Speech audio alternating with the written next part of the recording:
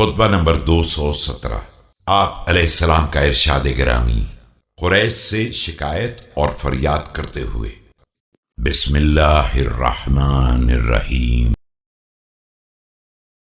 اللهم إني أستعديك على قريش ومن أعانهم فإنهم قد قطعوا رحمي وأكفأوا إنائي وأجمعوا على منازعتي حقا كنت أولى به من غيري۔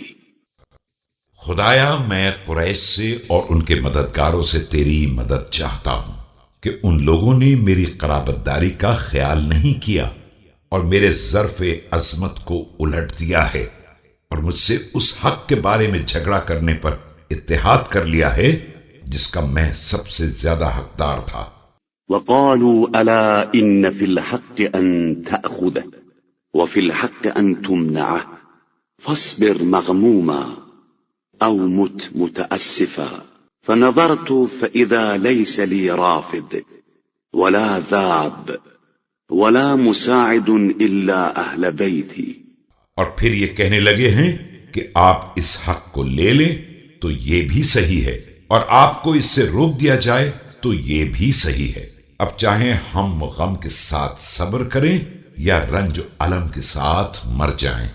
ایسے حالات میں میں نے دیکھا کہ میرے پاس نہ کوئی مددگار ہے اور نہ دفاع کرنے والا سوائے میرے گھر والوں کے۔ فظننت بهم عن المنية فأغضيت على القذى وجرعت ريغي على الشجا وصبرت من كظم الغيظ على أمر من العلقم وآلم للقلب من حز الشفار۔ تو میں نے انہیں موت کے منہ میں دینے سے گریز کیا اور بالآخر آنکھوں میں خس و خاشاک کے ہوتے ہوئے چشم پوشی کی، اور گلے میں پھندے کے ہوتے ہوئے لعاب دہن نگل لیا، اور غصے کو پینے میں حنظل سے زیادہ تلخ ذائقے پر صبر کیا، اور چھریوں کے زخموں سے زیادہ تکلیف دہ حالات پر خاموشی اختیار کر لی۔